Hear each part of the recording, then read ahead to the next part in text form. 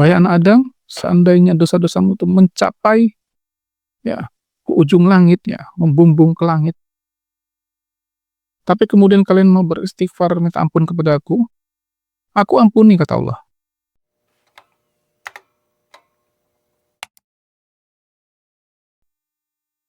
Bismillahirrahmanirrahim. Assalamualaikum warahmatullahi wabarakatuh. Alhamdulillah. Wassalatu wassalamu ala rasulillah wa ala alihi wa ashabihi wa man tabi'ahum bi ihsan ila yaumil qiyamah. Ya ayyuhalladzina amanu taqullaha haqqa tuqatih wa la tamutunna illa wa antum muslimun. Ikhwan fillah sadakumullah. Penyebab kelima yang bisa menumbuhkan rasa cinta kita kepada Allah Subhanahu wa taala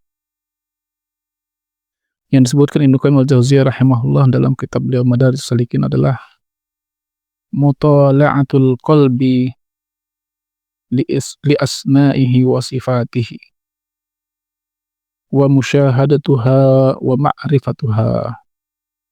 Ya. Mentelaah atau menghayati ya, dengan hati kita tentang nama-nama dan sifat-sifat Allah ya. Wa musyahadatuha wa ma'rifatuha. Kemudian kita mau mengakui ya dan mau memahami dengan baik ya tentang nama dan sifat Allah itu, bahwa semua nama dan sifat Allah itu adalah pasti merupakan sesuatu yang agung ya, sesuatu yang indah ya. Allah Subhanahu wa taala itu memiliki nama-nama yang sangat indah, memiliki sifat-sifat yang sangat tinggi ya. Nama dan sifat itu tentu berbeda ya, tapi kita tidak akan membahasnya di pertemuan ini ya. Insyaallah kami akan buat khusus bab masalah ini ya. Intinya Allah Subhanahu wa taala, kata Nabi sallallahu alaihi wasallam dalam hadis Imam Bukhari, beliau bersabda, "Inna lillahi tis'atun wa tis'una isman mi'atun illa wahidatan man ahsaha dakhal jannah." Allah itu punya 99 nama. 100 kurang 1 ya. Siapa yang menghitungnya dia akan masuk surga. Man ahsaha dakhala jannah. Siapa yang menghitungnya. Ahsa atau ihsa, ini beberapa ulama memberikan banyak penjelasan. Selain makna menghitung adalah termasuk menghafal ya, merenungkan ya, menghayati. Nah, poin ini Ibnu Qayyim ingin menjelaskan kepada kita bahwa salah satu penyebab yang menumbuhkan rasa cinta kepada Allah adalah kita mau merenungi, menghayati nama-nama Allah yang indah itu dan sifatnya yang sangat tinggi ya. Kita menjadi saksi atas keagungan Allah ya. Kita pelajari itu ya. Karena kalau kita tidak menghayati dengan baik ya nama-nama dan sifat Allah ini ya, takutnya ya hanya sekedar hafalan kosong gitu. Ya. Ini saya beri contoh ya. Misalnya Allah Subhanahu wa taala itu memiliki nama yaitu Al-Ghaffar ya. Maha Pengampun ya. Atau nama lainnya adalah Al-Ghafur, yang Maha Pengampun. Luasnya ampunan Allah Subhanahu wa taala itu ya ikhwan sekalian, besarnya ampunan Allah Subhanahu wa taala itu kepada hamba-hambanya ya, jauh lebih besar daripada dosa-dosa yang hamba itu lakukan ya. Luasnya ampunan Allah jauh lebih luas daripada dosa-dosa yang kita lakukan. Pertama, saya ingin mengajak kita merenung sedikit ya.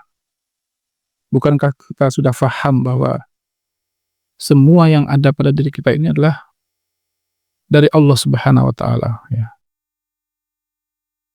Bahkan termasuk tubuh kita ini Ya, makanya Allah berfirman, "Wa fi anfusikum afala tubsirun," dan apakah kalian tidak melihat pada diri kalian? Di situ ada nikmat Allah dia, ya kan? Jadi ketika Allah berikan kita nikmat yang begitu banyak, lalu Allah minta dirinya agar disembah itu sebenarnya wajar saja gitu, karena sebagai timbal balik rasa syukur ya. Tapi apa yang terjadi? Kebanyakan manusia malah bukan malah memberikan ketaatannya, ibadahnya kepada Allah, tapi malah membalasnya dengan pembangkangan kepada Allah. Ini kan kalau orang kita nyebutnya dengan istilah air susu dibalas air tuba, ya kan?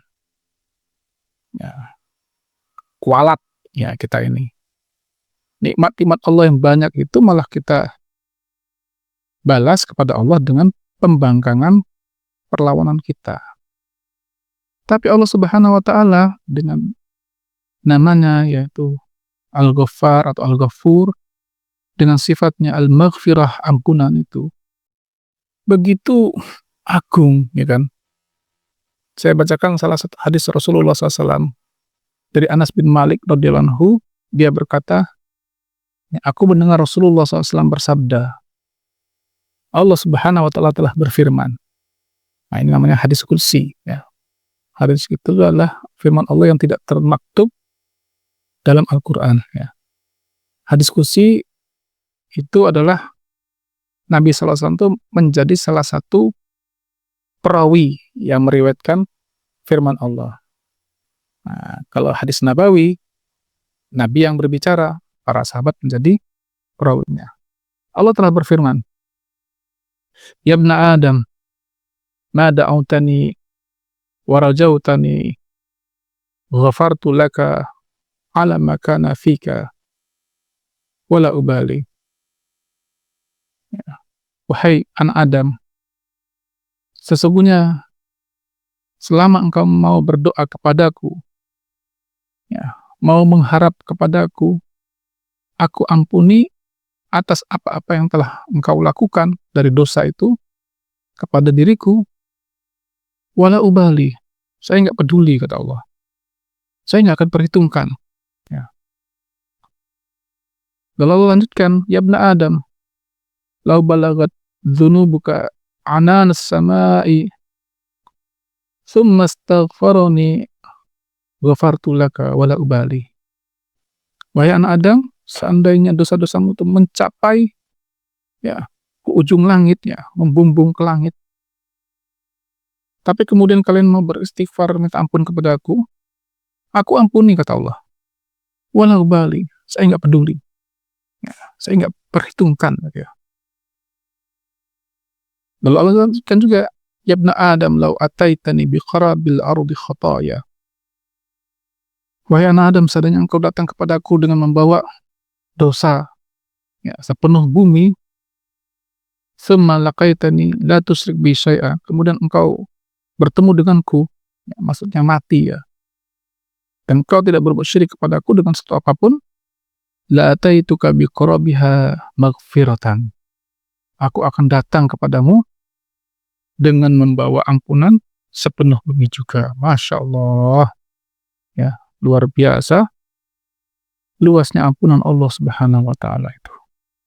Nah, ketika kita membalas ya, nikmat-nikmat Allah tadi kok dengan malah membawa pembangkangan dosa, Allah Subhanahu wa taala mengatakan tadi kan ya, asal kamu mau berdoa, mau mengharap hanya kepadaku, aku ampuni ya semua dosa-dosamu, dan aku tidak peduli ya.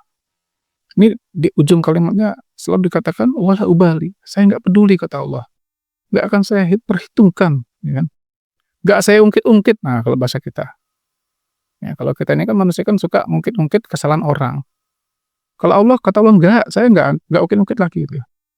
Ya, seandainya dosamu itu sampai ke langit, ya, saking banyaknya membumbung ke langit. Tapi kalau kamu mau istighfar, ya, aku ampuni juga, wala ubali, saya nggak peduli.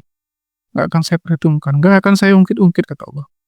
Seandainya engkau datang kepadaku dengan dosa sepenuh bumi, lalu kamu mau ya datang kepadaku dengan tidak berbuat syirik, nggak syirik aja ya, Aku datang kepadamu, kata Allah, dengan sepenuh bumi pula ampunannya.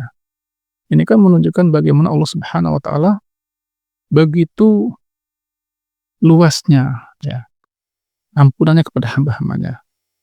Nah, maka kata kata Ibnu Qayyim, ya, di poin kelima ini, "Faman 'arafallaha bi asma'ihi wa sifatihi wa af'alihi ahabbahu la mahalata." Maka barang siapa yang mengetahui Allah dengan nama-namanya, sifat-sifatnya, ya, keseluruhannya ini, ya, mengetahui Allah dengan semua perbuatannya, ahabbahu, dia pasti akan mencintai Allah la mahalata, tidak ada keraguan lagi, ya. Ya kan? Gimana kita nggak jatuh cinta kepada Allah Subhanahu wa taala, Pak? Ya kan? Semua kesalahan-kesalahan kita itu tidak Allah perhitungkan, ya kan? Allah ampuni semuanya, asal kita mau istighfar, asal kita mau, ya kan, berharap, berdoa, asal kita nggak syirik aja. Ya, gimana kok nggak apa istilahnya, nggak cinta kita kepada Allah Subhanahu wa taala, ya kan? Kalau kita buat salah sama orang, ya kan, dan salah kita banyak sekali, ya itu kemudian yang harusnya kita tuh mendapatkan hukuman, ya, yang sangat berat, tapi kemudian terus orang itu nggak memperhitungkan kepada kita, kesalahan kita. Kira-kira apa yang terjadi pada diri kita, ya kan? Gak mungkin kita tidak mencintainya kan, pasti kita akan jatuh cinta kepadanya. Pasti kita akan mengatakan, udah suruh saya apa saja, ya, sebagai balasan atas kebaikan hati Anda, ya kan, yang telah memaafkan semua kesalahan-kesalahan saya. Masya Allah, mudah-mudahan satu aja dari penghayatan kita terhadap nama Allah Al-Ghaffar atau Al-Ghafur ini membuat kita bisa menundukkan hati kita, memberikan cinta kita kepada Allah Subhanahu wa taala. Barakallahu fikum. Mohon maaf kalau ada kekurangan. Assalamualaikum warahmatullahi wabarakatuh.